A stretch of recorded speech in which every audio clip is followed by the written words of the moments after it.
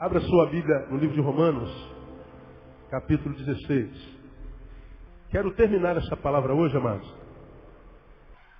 Para quem vem a primeira vez no culto matinal de nossa igreja, nós estamos conversando sobre Romanos capítulo 16.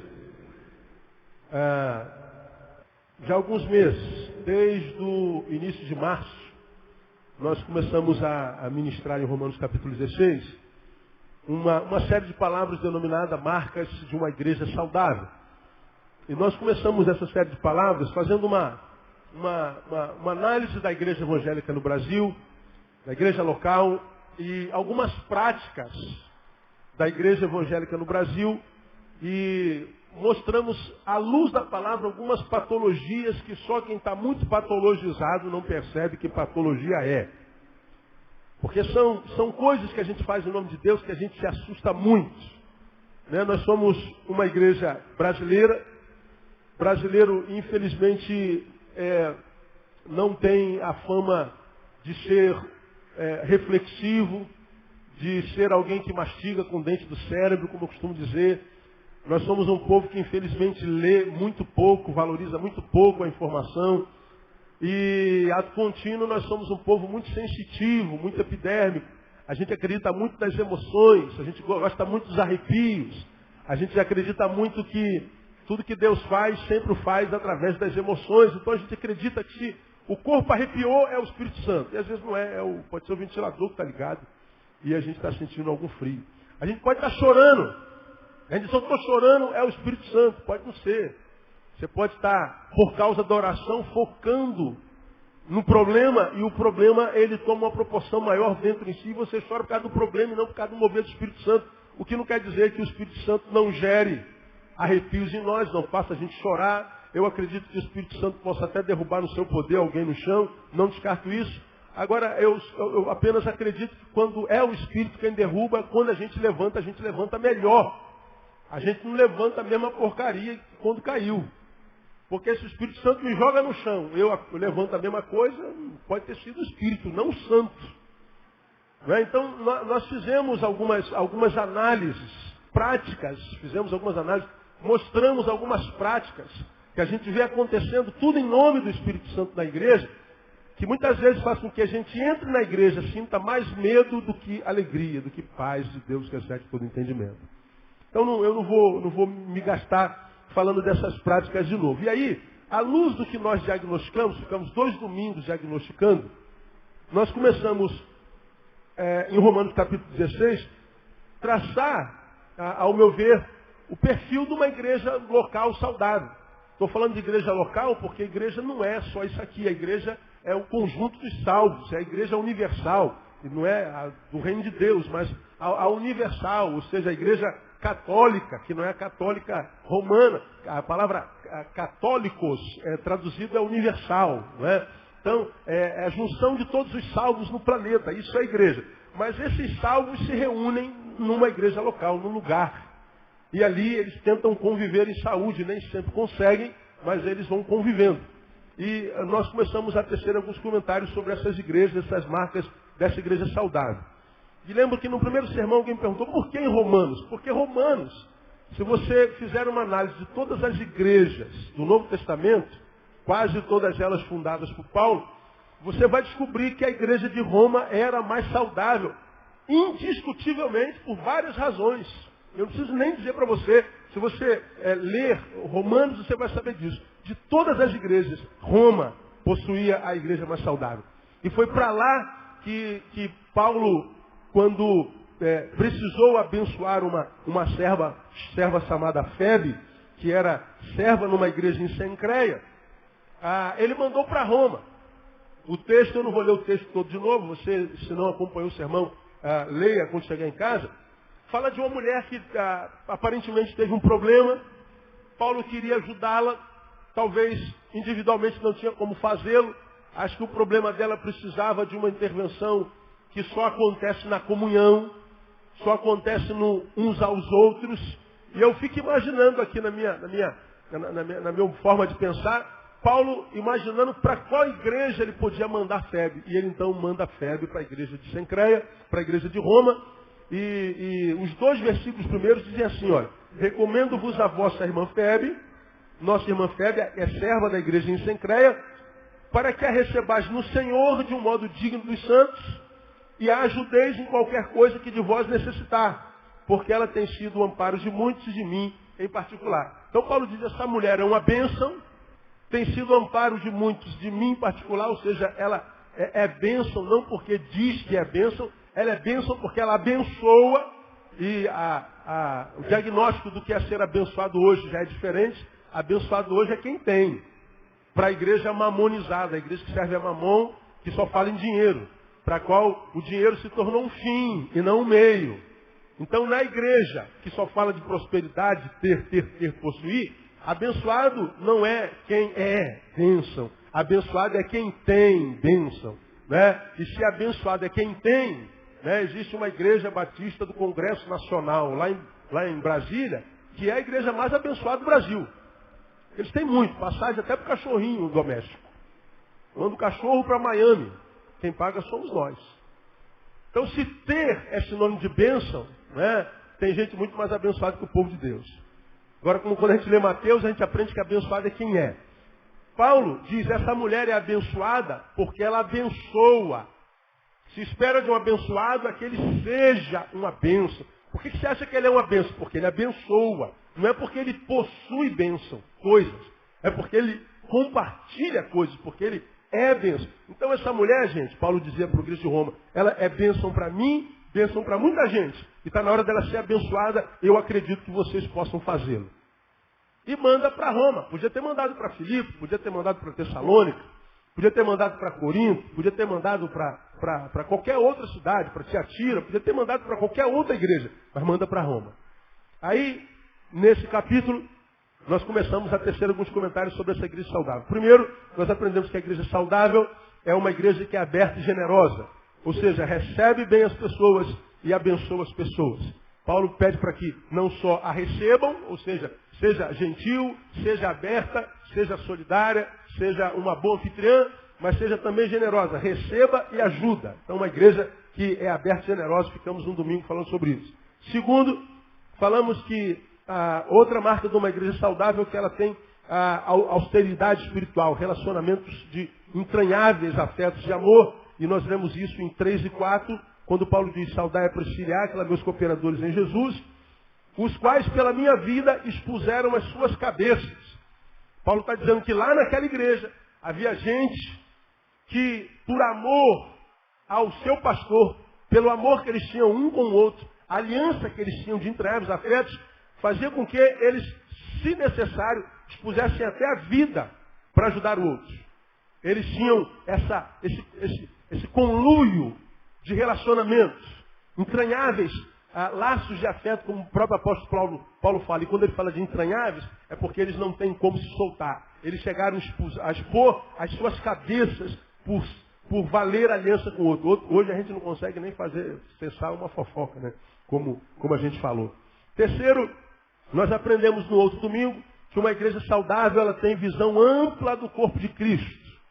Nós lemos vários versículos e nós vimos que a igreja de Roma, ela recebia notícia de todas as igrejas que estavam ao seu redor e enviava a notícia para todas as igrejas. Ou seja, ela não era uma igreja batista que só se preocupava com os batistas, não era uma igreja metodista que só se interessava pelos metodistas, não era uma igreja assembleiana, a Assembleia de Deus só se relacionava com o assembleiano, nem era presbiteriana que só se relacionava com o presbiteriano. Não. Essa era uma igreja que, se tivesse uma denominação, não tinha, ela não se permitia denominacionalizar. É uma igreja que não se em si mesmava.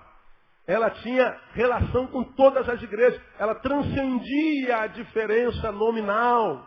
Ela não se preocupava com o sobrenome, mas só com o nome. Porque nós aprendemos naquele sermão que Jesus veio e disse assim, sobre esta pedra edificarei o que mesmo, hein? A minha igreja. Ele só falou igreja, não falou igreja batista. Não falou igreja metodista, igreja presbiteriana, não. Ele edificou igreja. Esse é o nome. O sobrenome é invenção nossa. Nós colocamos o sobrenome lá. E em nome do sobrenome, o nome perde valor para a gente. O que acontece na igreja do vizinho só nos incomoda. O crescimento da igreja do vizinho gera inveja na gente. Crente não fala bem do outro. Uma igreja nunca fala bem da outra. A gente só fala mal. É uma desgraça a igreja. Né? Uma igreja saudável, ela não se realiza em torno do seu umbigo. Ela tem visão ampla do reino de Deus. Mas é uma igreja com história. Versículo 5, Paulo fala sobre aqueles que saudai também a igreja que está na casa dele, saudai a Epêneto, meu amado, que é as primícias da Ásia para mim. Primícias. Fala daqueles que são frutos do evangelho antes dele. Fala daquele pessoal fundador da igreja. Do pessoal que ajudou a escrever a história da igreja. Uma igreja saudável, ela é saudável não só por causa do seu presente. Ela é saudável por causa do seu passado, por causa da sua história. E será saudável por causa da sua visão, da sua cosmovisão, por causa da visão que tem de futuro. Então ela é um conjunto de passado, presente e futuro. Agora, nós falamos daquele sermão, se nós formos analisar a história da igreja evangélica no Brasil, concluímos com muita tristeza que a igreja evangélica no Brasil nasce por divisão interna. Nasce por rebelião. 90% das igrejas no Brasil nasceram porque um pastor auxiliar, porque um presbítero achou que tinha que mandar e ter a mesma honra que o pastor. Então ele abriu uma igreja na outra rua e disse, olha, o Espírito Santo está me conduzindo a abrir um ministério, um novo trabalho. O Espírito Santo está me levando para lá. Só que ele começa um novo trabalho, dito pelo Espírito Santo, mas leva as ovelhas do outro pastor.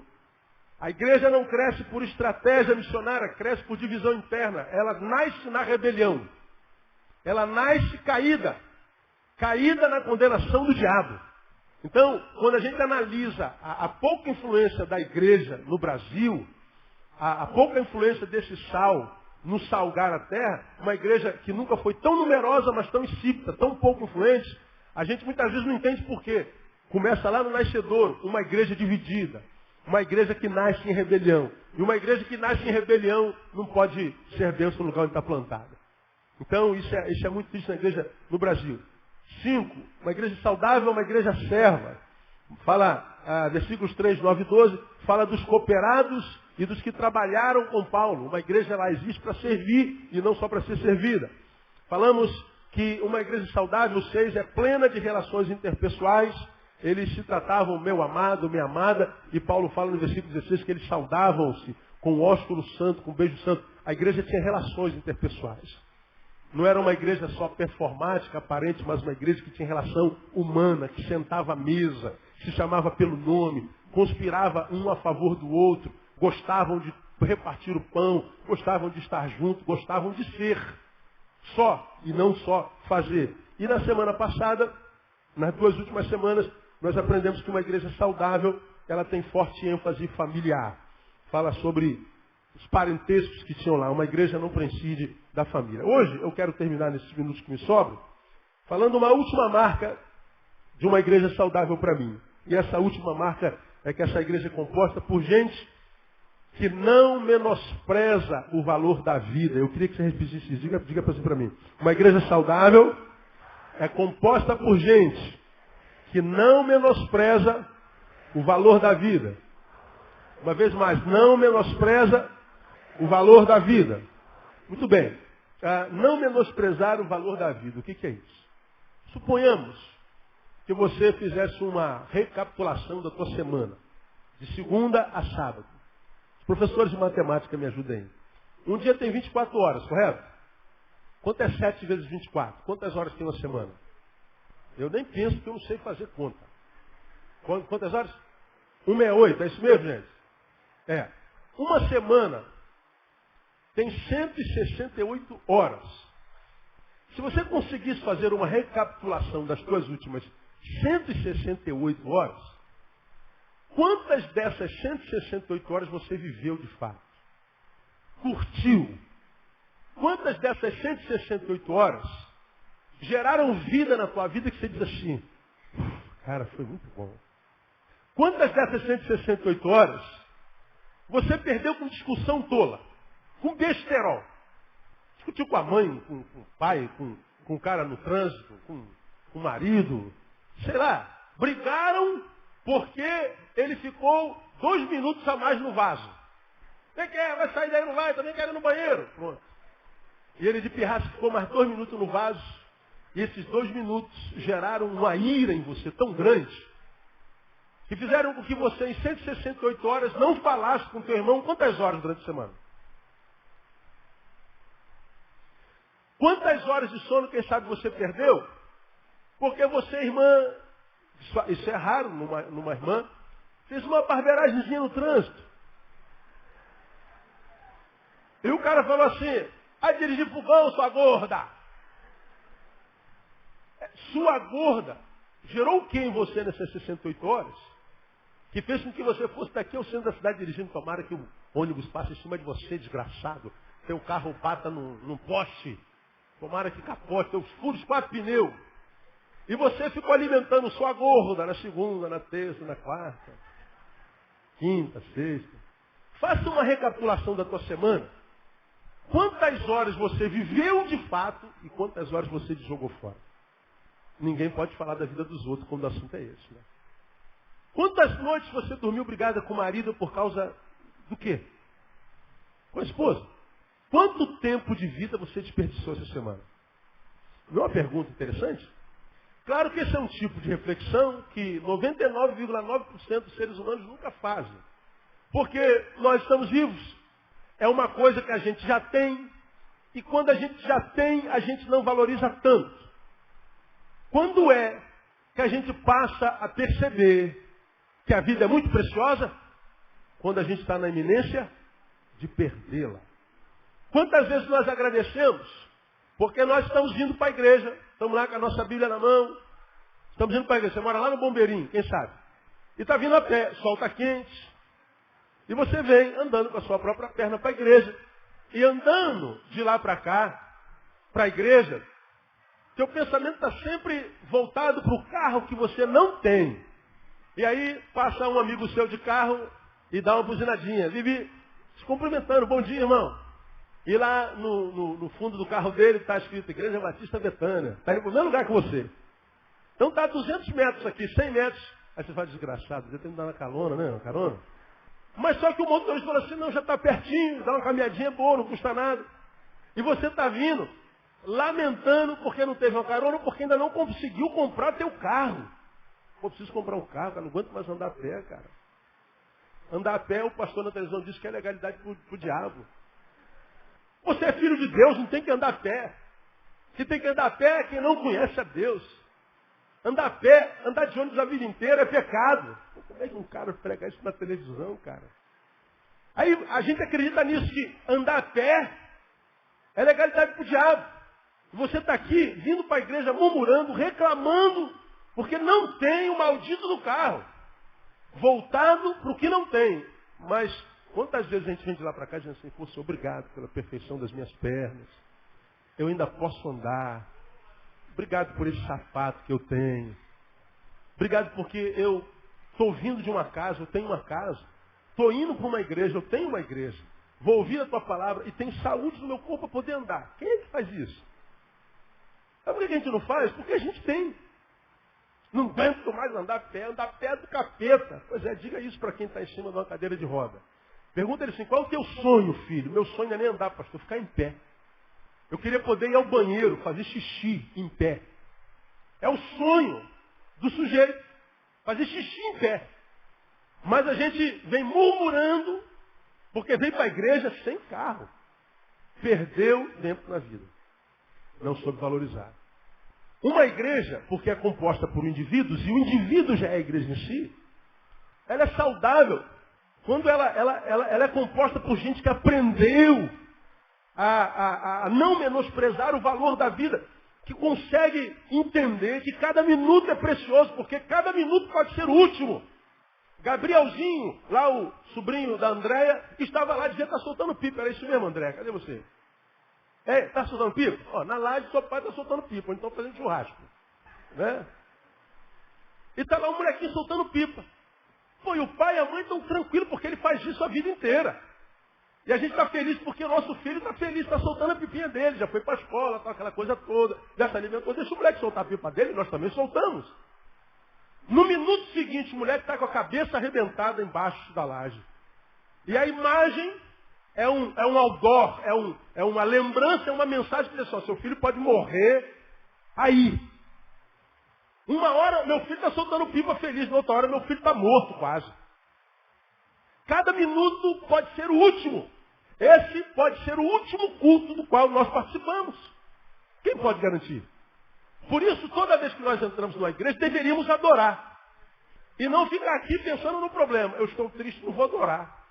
Eu estou aqui, não vou nem entrar na igreja. Eu estou aqui só para vigiar o pessoal, ver o povo adorando, ver o povo fazendo. Jogando vida fora. Aí, quando você vai se abstendo de viver por causa de erro diagnóstico, não por causa do problema, mas por causa da forma como você lida com o problema, você vai, por causa desse seu erro diagnostical, se abstendo de viver e dizer por causa do problema. Não, o problema está lá. O problema é como você está lidando com o problema. Teu problema não é o teu problema. Teu problema é o teu diagnóstico. Teu problema não é aquilo que está lá. Teu problema é aquilo que está aqui. Aquilo que está lá é o teu problema, mas aquilo que está aqui é o teu diagnóstico a respeito desse problema. O teu problema é o teu diagnóstico. É o teu modus operandi em torno do problema ou para quando o problema chegou até você. E aí o problema, porque nós não diagnosticamos nem nos relacionamos com ele corretamente, nos impede de viver, mesmo que vivos estejamos. E lá está o problema nos impedindo de viver.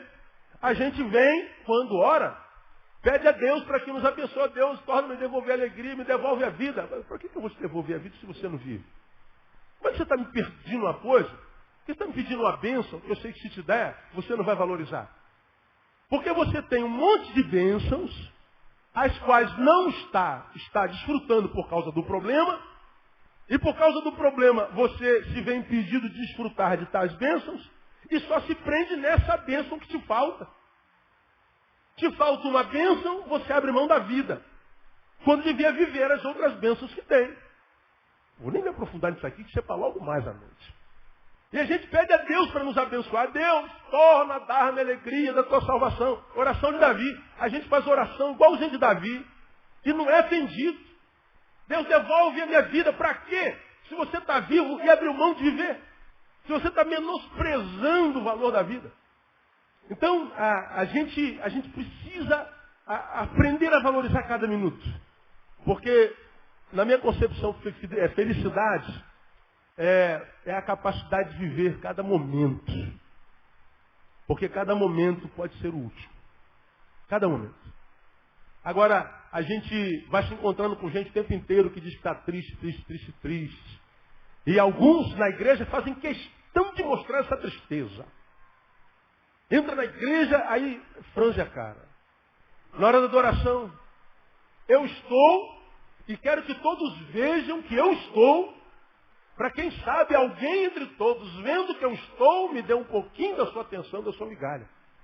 Aí o que acontece? Tem um monte de gente com problema também, e que não percebeu que você está como está. Aí você sai da igreja com uma amargura maior. Poxa, essa igreja não tem amor, esse pessoal é egoísta, ninguém presta, ninguém vale nada, porque eu entrei com aquela cara de já morri, e ninguém quis me ajudar a sepultar-me. Aí você sai com uma visão oposta da igreja, errada da igreja. Só que essa visão não tem nada a ver com a igreja. Você projetou um comportamento nos outros, que os outros não responderam segundo a projeção, e você diz que está decepcionado com o outro. Não, você está decepcionado consigo, porque o problema não é o outro. O teu problema foi o de projeção. 90% dos casos de relacionamentos que são quebrados acontecem assim. A gente vem para um diálogo, ou sim, a gente precisa conversar. Já sabemos qual é o assunto. Quando a gente senta, a Cíntia já vem com o discurso todo pronto. E eu venho com o discurso todo pronto. Só que com o meu discurso pronto, estou dizendo assim, claro, que eu sou melhor do que a Cíntia, e eu vou convencê-la de que ela está errada. Só que a Cíntia, na simplicidade dela, não é convencida de que está errada e me convence de que está errado sou eu. Se eu não for grande suficientemente para me abaixar a cabeça, para me reconhecer o meu erro, eu vou bater no peito. Quem manda nessa porcaria sou eu, que sou o pastor, sou o presidente, e você vai ter que me submeter. E ela se submete. Só que um relacionamento se rompeu. Eu já vou para o diálogo, não para dialogar. Eu vou para o diálogo para convencê-la de que ela está errada. Se eu não consigo convencê-la de que ela está errada, eu digo, a Cíntia não presta. Na verdade, minha decepção não é com a Cíntia. Foi eu que não consegui. Minha decepção é comigo. Agora, dizer que está decepcionado com o outro é muito fácil. Dizer que está decepcionado consigo, o cara tem que ser muito grande. Como a maioria dos seres humanos hoje é muito pequeno, ele sempre transfere a culpa da sua mediocridade. E aí joga a vida fora. Acordou, dormiu e não viveu o dia inteiro. Alguns vão fazendo isso repetidas vezes, como você tem me ouvido falar aqui, nascem, morrem sem ter vivido. E aí quando chega no final da vida, por quê, pastor, que Deus permitiu? Por que a minha vida foi tão ruim, a vida dele foi tão boa? É por causa dele, por causa de você. Qual é o valor que você dá para a sua vida? Quanto é que vale 1 minuto da sua hora? Quanto é que vale 1 hora do seu dia? Quanto é que vale 1 dia do seu mês? Quanto é que vale 1 mês do seu ano? Quanto é que vale 1 ano da tua vida? Eu não tenho os dados aqui e eu tenho uma pesquisa lá no computador que fala dos tempos que a gente perde na vida. Deixa eu lembrar de um aqui. Por exemplo, um trabalhador que trabalhou 35 anos e foi de ônibus todo dia para o trabalho, de segunda a sexta, e gastou 1 hora para ir e 1 hora para voltar, dos 35 anos, se eu não me engano, ele gastou quase 5 anos dentro de um ônibus. Olha que coisa interessante. Quantos anos você tem de vida? Quantos quilos de arroz você já comeu na sua vida inteira? A gente não parou a pensar nisso. Kátia, quantos pãezinhos você já comeu na sua vida inteira? 20 mil padarias, direto. Só que a gente não para pensar nisso, claro. Quantos caminhões de arroz nós já comemos na vida inteira? Onde é que vai tanto arroz? Vai, cabe. Quanto tempo a gente gasta, por exemplo, sentado num vaso sanitário na vida? Está lá na pesquisa.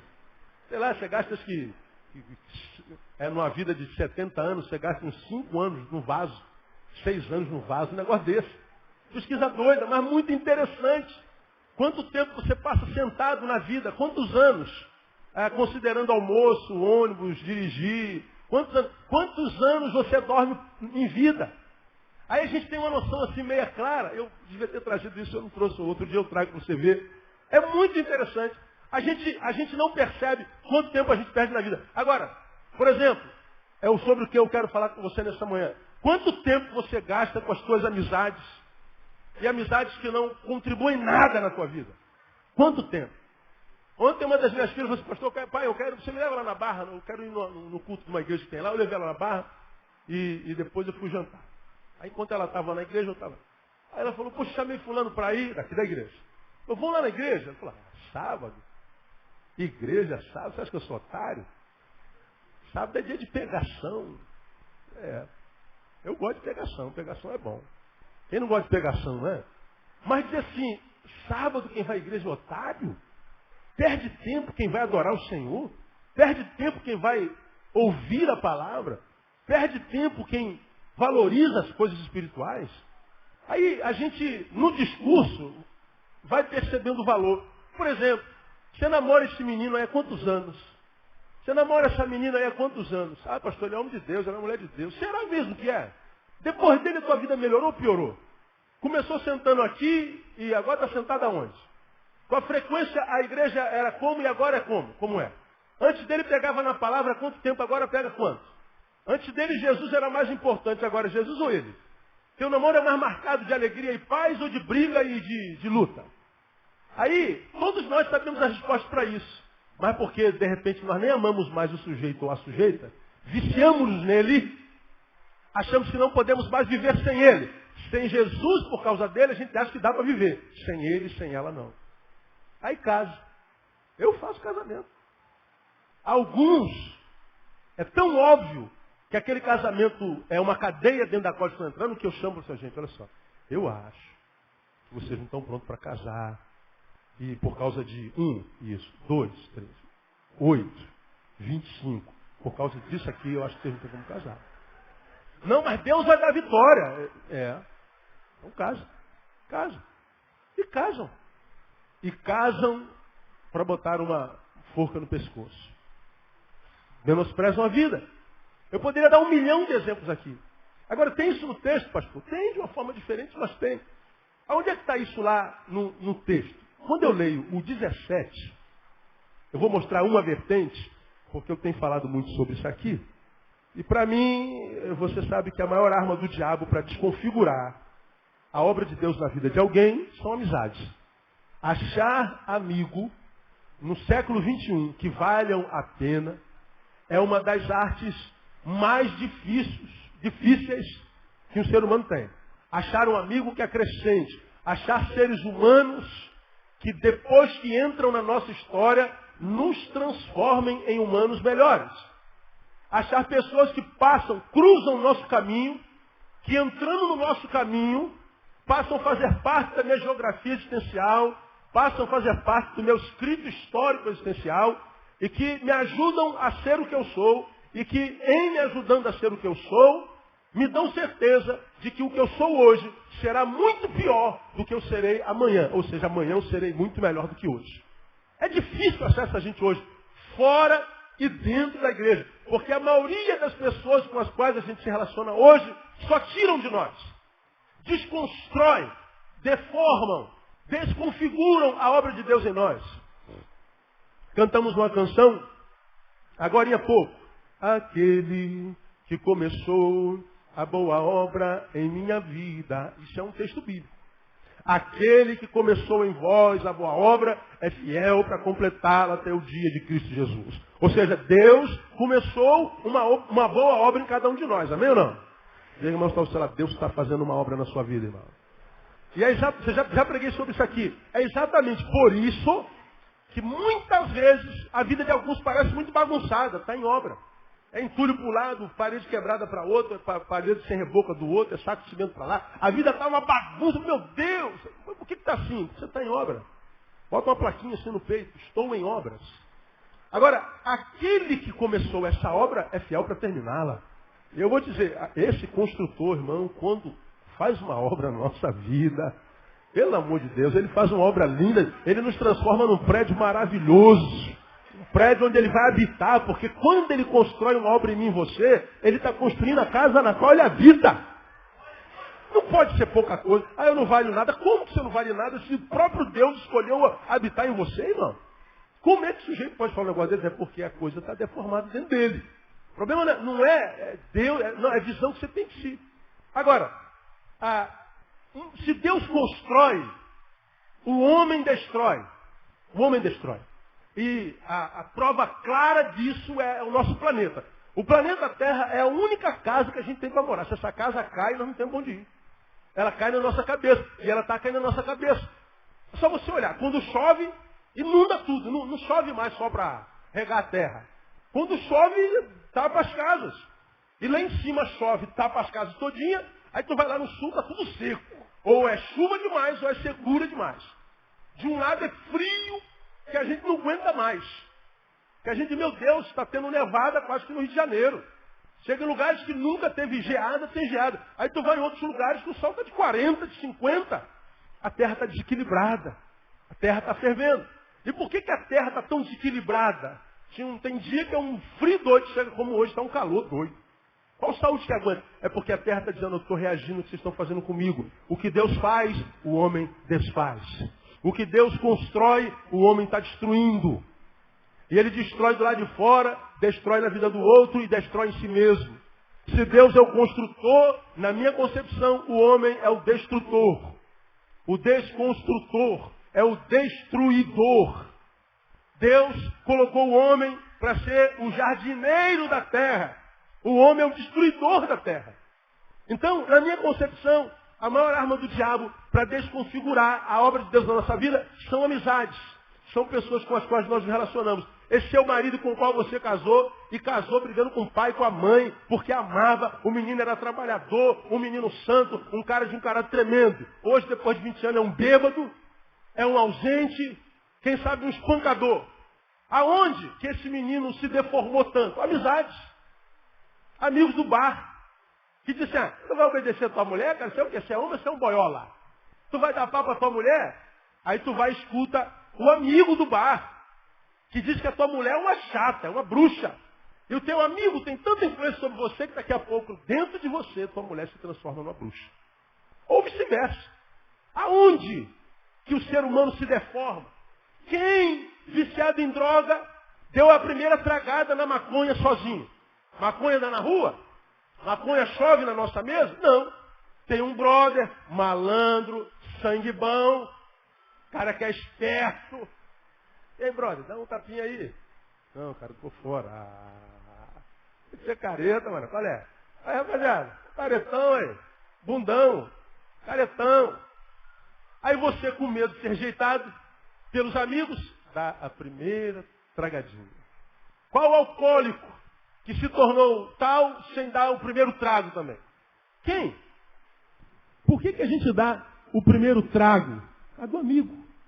Porque se o amigo vier oferecer, você não recebe. Se o inimigo vier oferecer, você não recebe. É o amigo. É o cara que a gente considera. É aquele que está no nosso círculo de amizade. Quem é de fato, porque caminha com a gente há muito tempo. E por que a gente continua com tais relações, tais amizades? Porque a gente não valoriza a vida. Quando a gente vai lá no versículo 17, nós vemos o apóstolo falando assim: rogo-vos, irmãos, que noteis os que promovem dissensões e escândalos contra a doutrina que aprendestes. E o conselho do apóstolo qual é? Leia para mim. Não ouvi. Desviai-vos dele. Porque os tais não servem a Cristo, nosso Senhor, mas servem a quem? A seu ventre. E com palavras suaves e lisonjas enganam os corações dos inocentes. Com palavras lisonjas. Ou seja, o cara é bom de papo. O cara conhece o que está falando, ele sabe o que está falando. Engana os corações. Se o coração for enganado, a Bíblia diz que a boca fala do quê? Do que o coração está cheio. Primeiro é plantado no coração. Primeiro ele ganha a tua amizade, ele ganha teu respeito, ele ganha teu carinho, ele ganha a tua emoção, porque se a emoção estiver na mão, a tua razão tem pouco valor. A razão vale pouco. É só você lembrar do tempo que você esteve apaixonado. Dizem que o amor é o quê? Cego. A gente não vê o defeito de quem a gente ama, porque a emoção está embotada. E aí, sem que você perceba, a gente está caindo naquele processo do Salmo capítulo 1. Lembra do Salmo capítulo 1? Bem-aventurado o varão que... Você vai lembrar desse sermão, por causa disso aqui, ó. Bem-aventurado o varão que não anda. Aonde? Tá. E não se detém no caminho dos pecadores. E não se assenta na roda dos escarnecedores. Veja o processo evolutivo decadente. Ele anda, detém-se e senta. Não anda mais. Toda relação destrutiva começa assim. A gente começa a andar junto. Sem a menor intenção. Não tem nem primeira nem segunda intenção. Mas rola um feeling. E a gente então se detém. Se eu me detive, o que ele plantou em mim, ou eu plantei nele, surtiu efeito. A semente entrou. Dependendo de que semente seja essa, a gente senta e a gente para a jornada. Veja que a gente estava andando e a gente parou. Ora, se a gente estava andando, a gente estava indo para algum lugar. Me detive, deixei de ir para algum lugar. Me sentei, desisti desse lugar. E a Bíblia está dizendo, quem não faz isso é bem-aventurado. Ora, se quem não anda no caminho dos pecadores, não se detém na roda dos escarnecedores, nem se assenta nessa roda, ele é o quê? Bem-aventurado. E quem faz isso? É mal-aventurado. É o infeliz. É alguém que foi roubado. É alguém que foi alvo do diabo e foi vencido. Porque o diabo veio para matar, roubar e destruir. E você já aprendeu que ele mata sem tirar a existência. Faz com que você morra antes da morte chegar. E por que a gente morre antes da morte chegar? Porque a gente não valoriza a vida como deveria valorizar. Eu estava indo para lá. Esse amigo entrou na minha vida. Esse namorado entrou na minha vida. Esse homem entrou na minha vida. Essa mulher entrou na minha vida. E sem que eu percebesse, eu deixei de ir para lá. Mudou a minha vida. A minha trajetória, o meu trajeto mudou. E eu não percebi, porque a presença dele agora é mais importante para mim do que o alvo que eu tinha na vida. Eu abro mão dos alvos para viver essa emoção. E de emoção em emoção, estou vendo um monte de jovem, um monte de gente, um monte de família arrebentada, vivendo uma vida desgraçada, uma vida mentirosa. E não percebe que a amizade, que o amor, que a paixão desconfigurou um projeto de vida. Nem projeto de vida tem mais. E aí mostra que o valor da vida para você é pequeno. Se você não valoriza a vida, não peça a Deus para fazer a sua vida valer a pena. Porque Deus sabe que vai perder tempo com você. Então quando ele diz, Rogo-vos, irmãos, que noteis. Ou seja, notar, a nota, perceber. A percepção vem antes da relação. Antes. Noteis os que causam dissensões entre vós. Ora, você está numa coletividade eclesiológica, eclesiástica, igreja. Ele está dizendo, primeiro, vai ter gente que causa divisão. Vai ter gente que não quer nada com Deus. Vai ter gente que está aqui por causa da mulherada que tem aqui. Por causa da humarada que tem aqui. Vai vir gente que vem para cá por causa de status eclesiástico. Sou membro de Betânia, sou ovelha do Neil, sou do ministério e tal. É só isso. Deus nele não tem nada. E você precisa perceber quem são esses caras. E uma vez que você percebeu que Deus é segundo plano na vida dele, Paulo diz assim, desvia dele. Desviai-vos dele porque ele vai fazer mal para você. Ele vai roubar o que Deus começou a fazer na sua vida. Agora não, a gente sabe que o cabra é assim, a gente sabe que a menina não presta, a gente sabe que os valores, porque sai da boca dele, pela conduta, não vale nada. E a gente, mas eu acho ela tão bonitinha, pastor. Mas ele é um cara tão maneiro, ele tem um papo tão cabeça. E o papo dele é maneiro, é lógico, mas ele distorce a palavra todinha. E você sabe que está distorcendo. Mas a voz dele é igual a do Cid Moreira, pastor. A voz dele é diazepânica, é terapêutica. Então vai lá. Deus te abençoe, só que Deus não abençoe. Esses versículos, noteis, desviai-vos, porque eles não servem ao nosso Senhor, mas são ventos, para mim, perpassa alguns saberes que nesses 10 minutos eu perpasso para vocês. Diz que naquela igreja haviam gente que sabiam escolher suas amizades. Saber escolher amizade hoje, questão de vida e morte. Saber com quem eu sento à mesa. E infelizmente essa geração tem uma característica muito ruim. Qual é? Abrir mão do que é impossível de se abrir e se apegar a coisas às quais não deveriam se apegar de jeito nenhum. Às vezes a vida coloca a gente tão grande, cara, tão abençoada na tua vida. Cara que é de Deus, uma amizade de Deus, um homem de Deus, uma mulher de Deus. Não estou falando homem no sentido biológico, estou falando de ser humano. Amizade, gente boa, que tenta construir uma relação com você e você abre mão dessa pessoa. Aí chega um que não vale nada e você se apega. A gente tem essa facilidade de abrir mão do estritamente importante e se apegar ao nada importante, ao supérfluo. Nós somos uma geração que cultua lixo. Você tem uma ideia? Nós somos uma geração que cria fã-clube para Falcão, por exemplo. Sabe quem é Falcão? Aquele cantor. Eu tenho uma simpatia por ele enorme. Gosto dele, ele é cômico, ele é engraçado. Agora tem fã-clube. Gente que vai onde Falcão vai. Meu ídolo. Preguei sobre isso alguns anos atrás. Fã-clube daqueles dois caras, o Altão e o Baixinho, que trabalhava no Silvio Santos, como é o nome? E.T. Rodolfo. Fã-clube de E.T. Rodolfo. Fã-clube de algumas cantoras que só cantam no CD. Quando vai no programa de televisão tem que botar o CD. Se botar para cantar sozinho, irmão, canta nada. Nós estamos atrás de alguma coisa para dar sentido à nossa vida. Uma geração que dispensa conteúdo com muita facilidade. Que abre mão do que vale a pena com muita facilidade. E a gente vê pessoas que querem construir amizades e relações. E a gente abre mão por alguma razão. Daqui a pouco se apega a gente que não tem nada a contribuir. Pessoas que abrem mão de gente que é maior do que ela, para se relacionar com gente menor do que ela, para que ela sempre esteja em ascensão. Sempre. Porque quando se relaciona com gente menor do que a gente está sempre em ascensão. Nosso ego está sempre massageado. Aí você diz para o seu tempo, eu sou muito madura. Veja como é que eu sou uma pessoa amadurecida. Eu sou, cara, olha, toda vez que eu estou com os meus amigos, sou eu que aconselho, sou eu que dou a palavra. Claro, você só procura gente que está abaixo. Por quê? Porque o teu ego é muito grande. E você, pior, acha que isso é virtude. Por que você não se relaciona com gente mais inteligente que você? Por que você abre mão de gente mais inteligente que você com tanta facilidade? Você nunca parou para pensar nisso, né, meu? Teu ego não deixa. O negócio é ensinar, aprender? Não. E você acha muito madura. Madura aonde? Aonde é que você tirou esse saber? Com quem que você aprendeu? Faz uma relação das suas amizades nos últimos 20 anos. E pensa os mestres que te ajudaram a ser o que você é. Qual lugar que você estudou? E onde estudou, quem foram os seus mestres? Foi o professor tal. Tá, pega a família do professor tal, do pós-graduado em neurocirurgião. Saber do físico, saber do técnico, não pressupõe sabedoria. E a qualidade de vida? Cadê os mestres? Não existem hoje. Agora, alguns têm o privilégio De ver Deus colocando a vida, colocando gente boa no caminho. E você abre mão. Porque você, se faz uma análise das suas relações, vai ver que os teus amigos são todos menores que você. Eu não estou dizendo que é pecado ser menor ou ser grande. Eu não estou dizendo que isso faz de um melhor do que o outro. Eu estou falando do desenvolvimento. Estou falando do andar. Todos nós, seja qual for o patamar no qual nós estamos, temos gente abaixo, temos gente acima. Todos.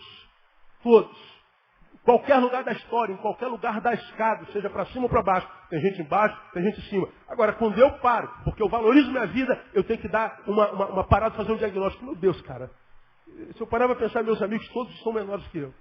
Eu não me lembro a última vez que eu sentei à mesa, que me relacionei, e que liguei, e que troquei uma ideia, e que agendei, e que fui trocar uma relação de vida, uma relação vital, com gente que esteja acima de mim, para quem sabe, para me mostrar alguma coisa que em mim haja, que eu não consigo ver. E não consigo ver, e ninguém nunca me mostrou, porque todo mundo está abaixo de mim, de modo que o que acontece acima de mim, ninguém pode me alertar. Ninguém. E a gente cai no nicho de solidão diabólico. E aí a gente se locupleta com qualquer coisa. Esse texto diz que uma igreja saudável é composta de gente que sabe escolher suas amizades. Segundo, aquela gente, quando Paulo diz assim, 10 verbos dele, é gente, portanto, que sabe dizer não. Você sabe dizer não? Com toda a sinceridade, quem aqui tem muita dificuldade de dizer não? Número grande. Dizer não não é fácil. É muito difícil. Quem são geralmente aqueles que têm muita dificuldade de dizer não? Aqueles cujo coração muitas vezes é maior que o peito que o carrega. Não sempre, geralmente. Porque na nossa cabeça o dizer não é gerar dor no outro. Poxa, o outro vai se decepcionar. Tadinho, vai ficar triste comigo. E você diz sim sempre. Você diz sim e o outro, quem sabe, sai feliz com você e você sai deformado. Porque deu uma coisa que não podia dar, fez uma coisa que não podia fazer, fez uma concessão que não poderia ter feito e que porque fez nunca mais verá de volta, seja lá em que área ou que a vida for. E você diz, caramba, mas ele está feliz, eu vou ficar feliz. Não, não vai não. Ele vai ficar feliz, você vai ficar infeliz. Porque você não soube dizer não. A Bíblia nos ensina que a gente tem que dizer não, irmão. A gente tem que aprender a dizer não. A gente tem que aprender a contrariar os outros. A gente tem que aprender a conviver com a contrariedade do outro. A gente tem que aprender a dizer não para o filho. A gente tem que aprender a botar limite para o filho. A gente tem que aprender a conviver com a inimizade dos que não sabem ouvir não. Ou então, o nosso sim transformará a nossa vida numa vida de uma pessoa que perde muito tempo na vida. Saber valorizar a vida é saber dizer sim quando sim tem que ser dito e não quando não tem que ser dito. Nosso tempo acabou, não tem jeito. Saiba dizer não. Isso é valorizar a vida. Por último, aquela igreja era composta de gente que não menosprezava a vida porque eles priorizavam o espiritual. Esse texto está dizendo, olha, essa gente é a gente que desconfigura a obra de Deus na vossa vida. E eu peço que vocês os notem e se desviem dele, porque os tais não servem a Cristo. Ele está dizendo, Cristo é o principal. A vida espiritual é a principal. Busca primeiro o reino de Deus e a sua, e o resto será acrescentado. O que Paulo está dizendo é exatamente isso. Se você percebe que alguém está entrando na sua vida, tirando você do lugar da coisa principal, ou tirando a coisa principal do lugar da coisa principal, porque você já aprendeu que a coisa principal é fazer da coisa principal a coisa principal. Se alguém está tentando tirar a coisa principal do lugar da coisa principal, lembra do que eu já te disse. Se a coisa principal sai do lugar, uma coisa secundária toma o seu lugar, essa coisa deixou o seu lugar vago, uma outra coisa toma o lugar dela, que deixou o seu lugar vago, outra coisa toma o lugar dela, que deixou o seu lugar vago, essa coisa toma o lugar dela, que deixou o seu lugar vago, e essa coisa toma o lugar dela, que deixou o seu lugar vago. De modo que se o principal sai do lugar, todas as outras coisas saem do lugar. A vida vira um inferno. Agora, se a coisa principal toma o lugar da coisa principal, a coisa mais importante da minha vida é Jesus. Eu quero buscar o reino de Deus. Então colocou o lugar no principal. Está tudo fora de ordem. Calma. A coisa principal tomou o seu lugar de volta. Então aquela coisa que estava no lugar da coisa principal vai procurar o lugar dela. Pode sair daí que aqui é meu lugar. Esse que estava aqui no lugar dela vai procurar o cantinho dela. E assim vai sucessivamente. Daqui a pouco está tudo no lugar de novo. Ele não precisa de fé. Cérebro. Tem. Aí, é só isso que precisa. Mas não, a gente vai acreditando no nosso coração, vai acreditando nas nossas emoções, e a gente não percebe que pessoas vão cruzando o nosso caminho e que impedem da gente fazer da coisa principal. Você está na igreja, cara, há 200 anos, não consegue fincar nunca. Será que você não para? Tem alguma coisa errada, irmão. Você não amadurece na palavra nunca, em Deus nunca. Você não consegue evoluir na vida espiritual. E se conforma com isso. Se conforma. Não pede a Deus fome, não pede a Deus sede. Não pede a Deus que gere em você esse negócio. Não busca isso. Não corre atrás disso. Não bate para abrir. Não pede para receber. Então, estou satisfeito. Bem. Você está bem. Quem pode fazer alguma coisa? Agora, eu particularmente, irmão, fico com a palavra. Deus é poderoso para fazer muito mais, abundantemente além daquilo que pedimos ou pensamos. Irmão, o que Deus pode fazer na tua vida, você não pode nem imaginar. Nem pensar. Mas não, eu sou infeliz, pastor, eu estou mal. Alguns, por exemplo, que estão acostumados com o evangélico, não com o evangelho. Tiveram, quem sabe, numa igreja que trabalharam pra caramba, faziam tudo, lavavam o chão, pintavam a parede, pregava, tocava a bateria, saia da bateria, ia para tumbador, da tumbador ia visitar o enfermo, saia do enfermo. O cara não tinha tempo para nada, ele estava fazendo para Deus. Tira o que ele faz, ele não sabe ser. Está lá desanimadão na cama, não tem nada para fazer. Pois é. Adestraram você numa realidade mentirosa que você só faz para Deus dentro da igreja. Não sabe que estava servindo uma instituição e não a Deus. Porque o serviço que eu presto para Deus gera alegria no meu ser. O serviço que eu presto só para a instituição me cansa. E quando eu paro de fazer para a instituição, eu me sinto inútil. Você não é inútil. Você é alguém simplesmente por quem Deus mandou Jesus morrer na cruz do Calvário. Cara, você não é pouca coisa. Você vale muito para Deus. Pastor, eu não me vejo assim. Pois é, teu problema é de visão. Procura um oculista espiritual. O problema é diagnóstico. Agora, mais uma vez vamos ao cérebro. Se você não está bem, se eu não estou bem, estou me sentindo mal, como é que você pode acreditar no seu diagnóstico? Não, eu acho que essa planta aqui é rosa. Não, irmão, isso é verde. Não, é rosa. Tem certeza. Você está bem, filho? As emoções estão no lugar? Está tudo certinho? Não, estou bem quebrado. Então como é que você pode acreditar no seu diagnóstico? Como é que você pode acreditar no que você pensa a teu respeito? Como é que você pode acreditar no que você pensa sobre tua mulher? Você tem que questionar teu diagnóstico, porque o homem longe de Deus, ele não pode acreditar nele. Lembra que eu preguei sobre isso aqui? Eva peca, dá para Adão. E o pecado maior não foi de Eva. Onde é que Adão, o bendito Adão, estava quando a mulher dele trocava a maior ideia com o diabo, com a serpente? Onde é que aquele miserável estava? O que acabou com a gente não foi a ação de Eva, foi a omissão de Adão. E quando ela chega, essa planta aqui é melhor do que servir a Deus, essa fruta aqui é melhor do que o serviço a Deus. O miserável homem, pronto, aí a morte entrou na terra, aí Deus visitava os dois todo dia à tardinha.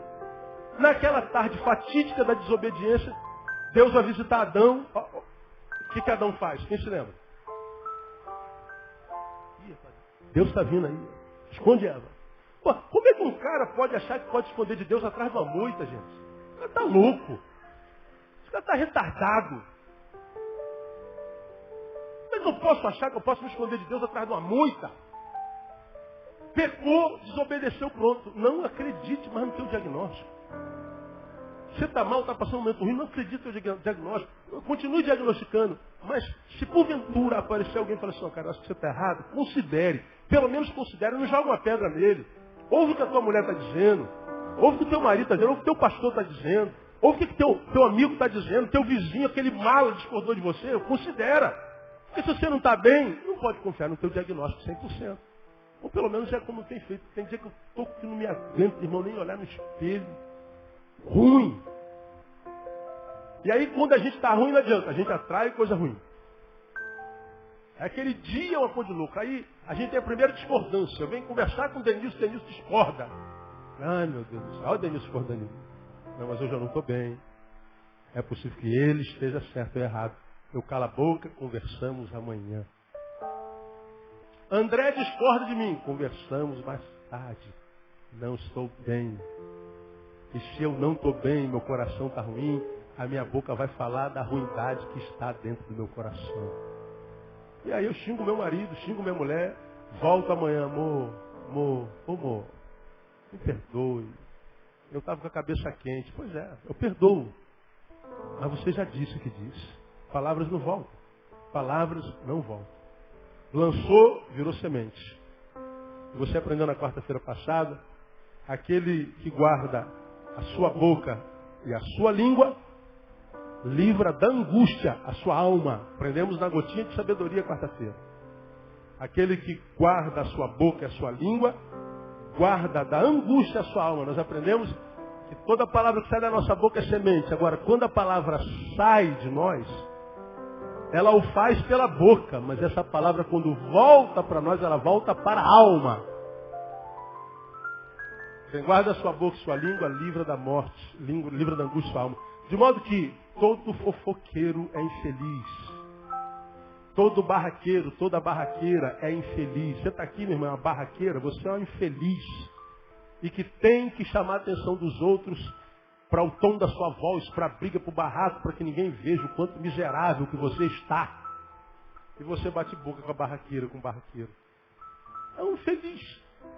Porque a boca fala do que o coração está cheio. Então, trata da sua boca, trata das suas amizades, cuidado com quem você senta à mesa. Busca amizade de gente que está um pouquinho maior do que você. Pô, tem gente maior do que você querendo amizade contigo. Não abre a mão dessa gente. Pô, esse cara é benção, essa mulher é benção. Esse casal é uma benção. Está se aproximando de mim. Olha a família deles, olha que coisa legal. Estão bem alocados no mercado de trabalho. Se respeitam como é que trata o filho. Olha as amizades dele. Cara, toda vez que a gente senta lá na rodinha deles, estão pensando, cara, vai ter um concurso não sei aonde. A gente precisa estudar para aquela prova. A gente, rapaz, você já está com 18 anos. Tá... Vai fazer o quê, brother? Você ainda não pensou? Vamos pensar junto, não. Hoje, só serrana e comia aquela garotinha. E comi aquela outra lá também. Fiquei com ele. E fiquei... Não tem outro assunto, isso é disco arranhado. É, pastor. Sai de lá, cara. Vai chegar o momento de comer todo mundo. E você vai ver que quando a gente fala de comer todo mundo, é porque uma pessoa, quando ama, aquela outra pessoa é o mundo para ela. E você vai comer essa pessoa. Sangue de Jesus, poder, meu Deus, pastor maluco. E vai cantar um hino no final. Glória, glória, aleluia. Porque agora é culpa, não é? Culpa, remorso, ou então mente cauterizada. Não gera nada de bom. Agora, só se relaciona com gente que só fala sobre isso, só pensa nisso, não fala mais nada. Não pensa que não vai ser adolescente para sempre. Você vai ser adolescente quantos anos da tua vida? Você vai ser adolescente até os 40 anos? Vai poder ficar de oba-oba a vida inteira? Acha que vai ser jovem, vai ficar tudo durinho a vida inteira?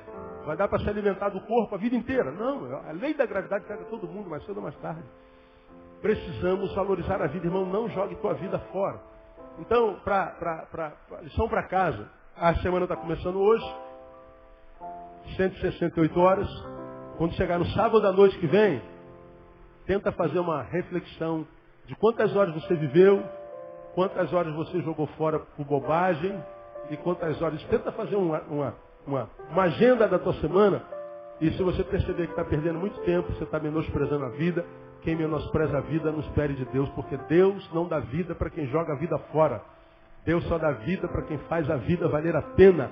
Então, faça a tua vida valer a pena. E uma forma de fazer isso é investindo nas nossas amizades, nas nossas relações. Se você descobrir que só tem amizade abaixo de você, trata de procurar amizades que estejam acima de você, mesmo que acima de você só tenha uma pessoa, um casal, 3 pessoas. Busca uma dessas aí, pelo amor de Deus. Mas não seja âncora para todo mundo. Olha que eu sei do que eu estou falando, gente. Difícil achar gente que diga alguma coisa nova, mas elas estão lá. Você não é o topo do universo, mas também não é o tapete dele, irmão. Você está num lugar onde tem gente densa, gente maravilhosa, embora tenha gente que não presta, não vale nada. Vai depender da tua qualidade de vida, da tua postura. Que Deus te abençoe, te dê maturidade e que te faça entender esta palavra, porque essa palavra não é exortação, essa palavra é vida para a tua vida. Essa é a palavra de um Deus que ama você e que morreu para que você tivesse vida e vida com abundância, uma vida que vale a pena ser vivida. Porque ninguém perde a vida se não for através de uma amizade. Cuidado com as tuas. Deus abençoe você. Deus abençoe com toda a sorte de bênção em nome de Jesus. Vou estar em pé.